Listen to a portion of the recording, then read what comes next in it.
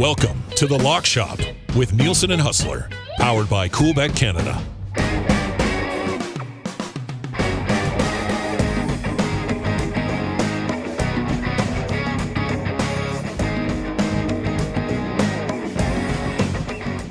What's going on, everybody, and welcome to a Wednesday episode of The Lock Shop. Nielson and Huss back with you once again. Lots to get to. A little bit of action on the ice tonight. Pebble Beach Pro-Am. We're going to give you picks on that. Trying to follow up on a Max Homa winner from this past weekend. So that was great. And Huss is back from Kansas City with a trip to the Super Bowl for the Kansas City Chiefs in his pocket. How you doing, buddy? Congrats. Oh, thanks. It was listen, that entire day, the experience of, Arrowhead is the best anyways. It's a big part of the reason why I fell in love with that team, over 20 years ago, was the experience of going to games. And we got there early. We were there about 4 hours before game time, did it up in the parking lot. The atmosphere before the game was incredible. And in that stadium, man, was unmatched. I did train for the conditions, sweating out that Bomber Rider West final 2 years true. ago because, dude, it was cold. Like, I don't think the temperature was as cold as the Winnipeg Saskatchewan game, but when you added in the wind, it was frigid. But man, it was loud. Mahomes did what Mahomes does, found a way to win, and man, we got a great Super Bowl matchup with Kansas City and Philly. First time in 5 years that we've had the 2-1 seeds going at it, I believe.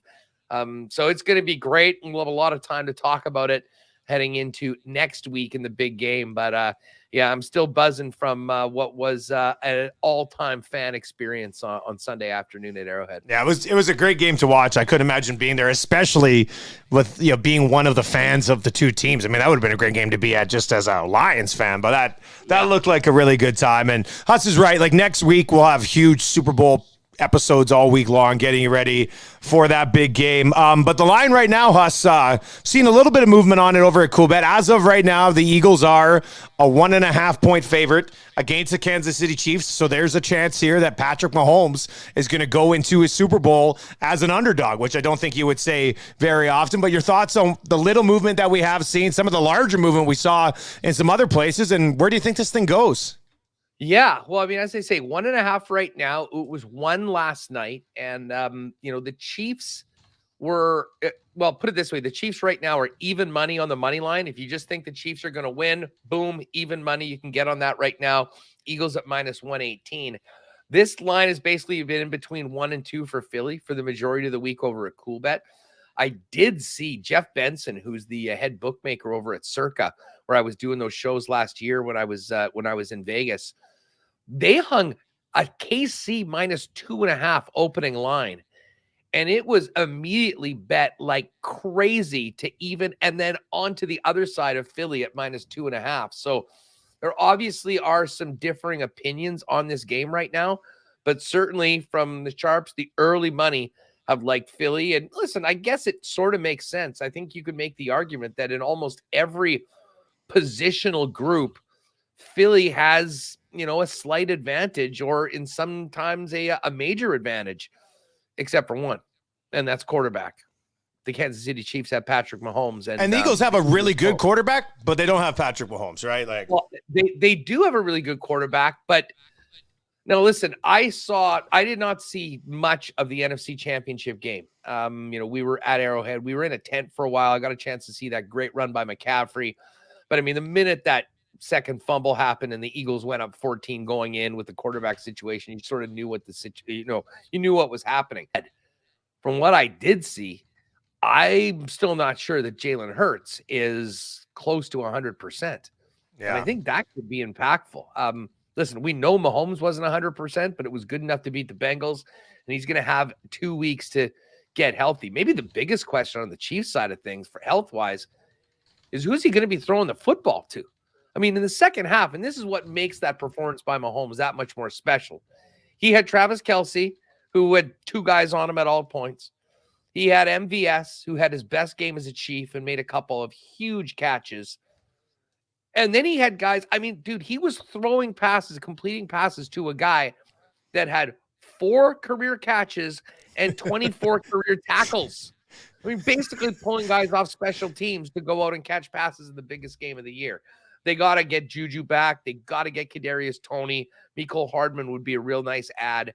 And certainly, you know that Philly has the weapons, the running game, the offense, the defensive line. It's an unbelievable matchup, but we've seen Patrick Mahomes overcome a lot over the course of this 5-year incredible run from he and Andy Reid, and the Chiefs are going to be ready to go. So I don't think there's any question as to what side I'm going to be on. Listen, I'll own it.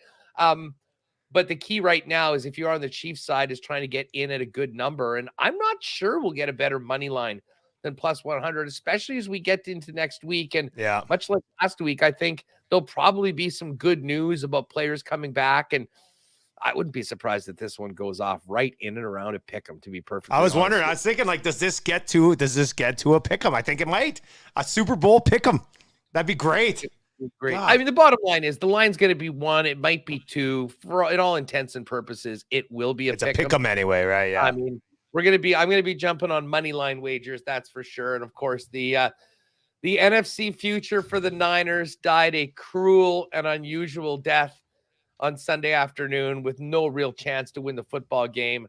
But that Chiefs future is still very much alive. So, already ready to go. And by the way, if you do, like, I know often Coolbet will put up some of the props closer to game time, not for the Super Bowl. Everything's up right now, and we'll get through it over the course of next week. But MVP, touchdowns, kicking, rushing yards, receiving yards, passing, parlays. We'll have player prop episodes. Right, I mean, we'll do it all, right? So yeah, for sure. But where it's at right now, and as I say, from a Chiefs perspective, when I'm going to be putting in a wager on the win, I think right now might be good. I think anytime you can get a plus beside Patrick Mahomes in a big game like this, you take it. And I'm not sure that that'll be there. Maybe it wasn't yesterday. It's getting a little bit of fluctuation, but I mean, this is basically where we're at right now. And I'm not sure it'll move too much before the game. If people are like, oh, I got to bet on football right now. Pro Bowl skills comps, essentially, Huss. I mean, you can go, they got the lines up for looks like everything. Yeah. So here's what we've got, folks. There's a bunch of fun bets, AFC or NFC, for the Pro Bowl games. And I'll be honest, I mean, here are the things. They've got an epic Pro Bowl dodgeball game. The longest drive champion. I actually am quite looking forward to that. And that, I believe, is exactly what it sounds like a golf ball, like, you know, hitting the range or Top Golf or something like that. There's the one thing that's interesting that you can bet on an individual basis is the precision passing champion. And if you weren't aware who the Pro Bowl quarterbacks are, get a load of these 6 options, folks. Geno Smith, who's the favorite at plus 325.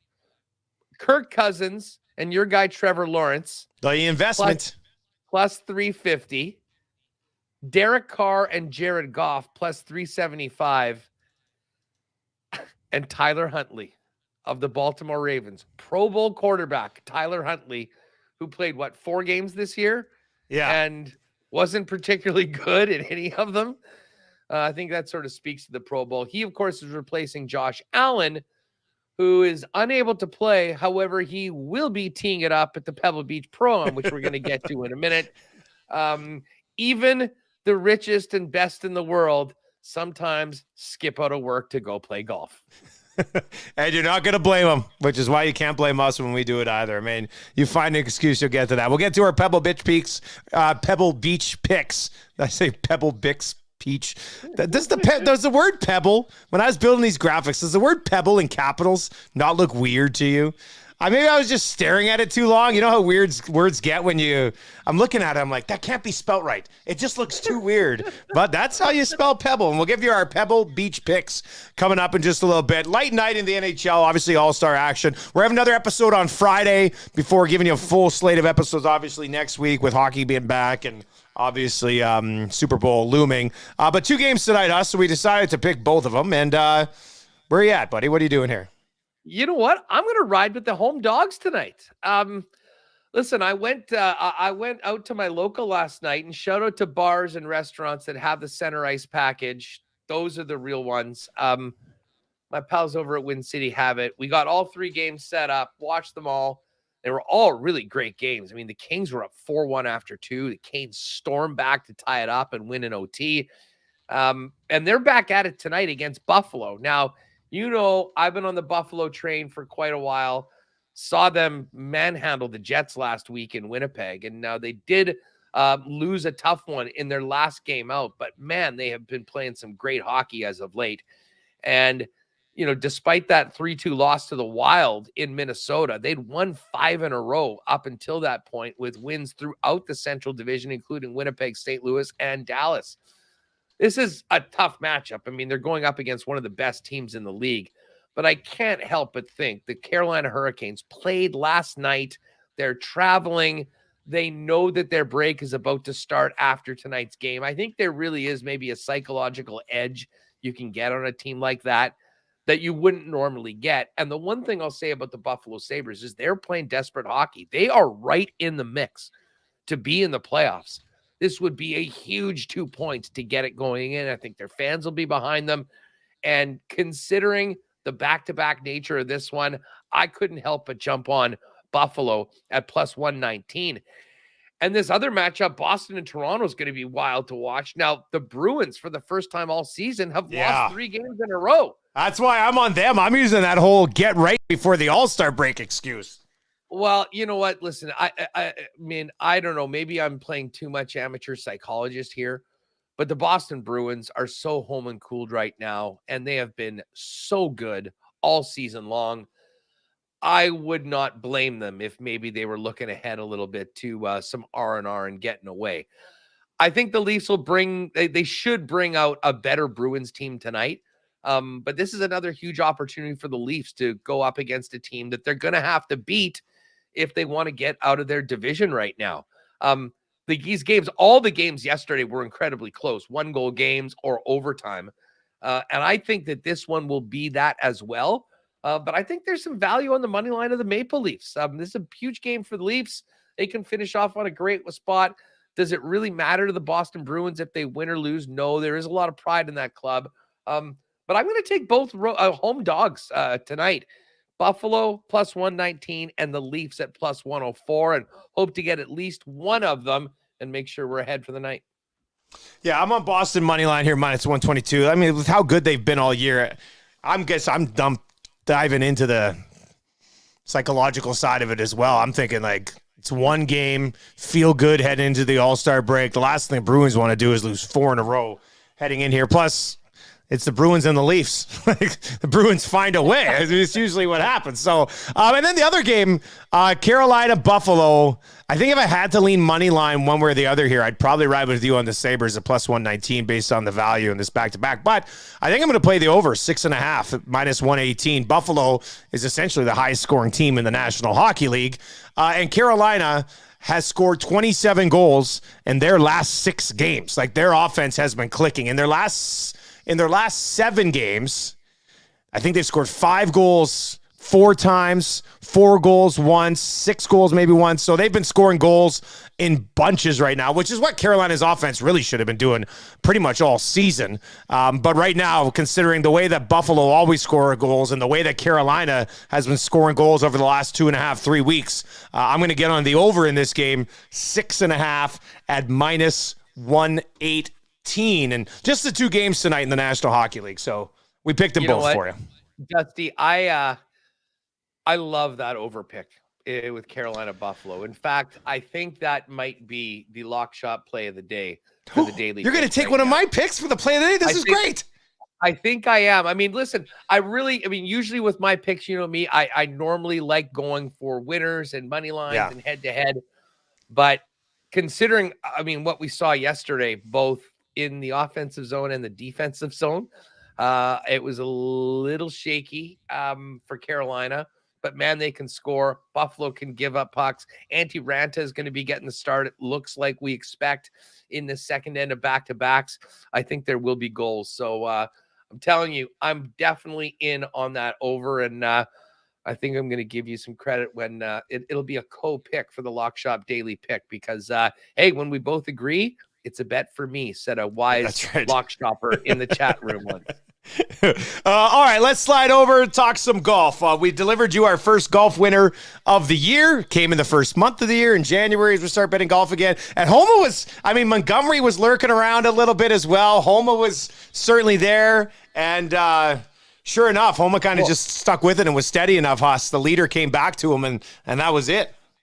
Yeah, well, I mean, Tony had that great third round. The third round was unreal. What was it? 8 under, wasn't it? He was like even, under. And then went 8 under in the third round. Yeah. Yeah, I mean, he was just lights out and didn't have it on Sunday. But man, that was a great pick. Homa's won twice already this season. Baby swag is a real thing, and you got a chance to see Max go into his wife and kiss the baby afterwards. He is just the coolest, most likable guy on tour, man. I'm so happy to see him having the success that he is right now.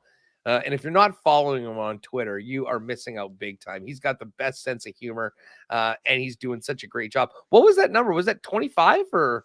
I thought it was 22. I'd have to double check. 22? Yeah. Makes sense. Anyways, that was a great hit, man. I was happy for you and was nice to get a win early on. First month of the season as things shaking out. And now we go to Pebble. Yeah, and where are you going here?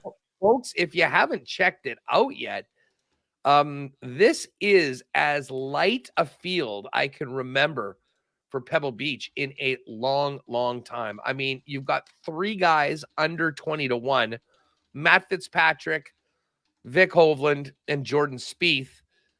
Maverick McNeely at 20, got a couple guys at 22, and then, 25, 30, 35. But what's interesting is that guys that you would normally think of as maybe 40s or 50s are in and around 30 just because you don't have any really of the big dogs. And to me, Dusty, this is a wide open tournament.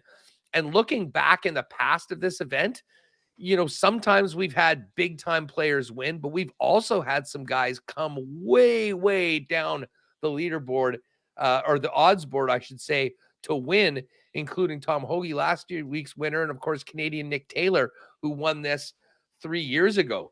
I'll get to my picks. I'm going to start off with Jordan Spieth. And, I was looking at a number of guys, but that don't have the experience at this event before. And I inevitably went back quite a bit to last year's performances. And there was Jordan Spieth coming second in the event. And this is an event that he has won before. And there really isn't many of the other super elites right now. Spieth has not played very much this year, but I think he'll come into Pebble as one of the favorites, feeling good about his game, ready to go. And I think it's a great opportunity to get back into the win column. So again, a pretty short number, but 13-1 considering the field, I thought was pretty good value. And I'm going to ride with the guy that beat him last year at Pebble and won this tournament. And that's Hollywood Hoagie. Tom back-to-back for Hoagie at 22-1. As I said, when you're looking at spots to go, course history and good vibes at a particular spot, I think is key. And, Hoagie, having had that win, I think comes back here as a guy that absolutely feels that he can win and probably looks at this field knowing that this is as good of an opportunity as he'll get. I'm a little surprised that he's at 22-1. I mean, he has not played poorly so far this year. At least he hasn't been lights out. And he maybe doesn't have the performance at the Amex that he had last year coming into this one. But I think he's very, very live at 22-1, considering the field. And the other guy that I've selected, Bo Hostler, is such an enigma. It wouldn't surprise me if Bo Hostler shot 78 in round 1 and wasn't even close to making the cut. But it also wouldn't surprise me if he went out with a 64 and was the first round leader. He runs real hot and real cold. He has done well at Pebble in the past.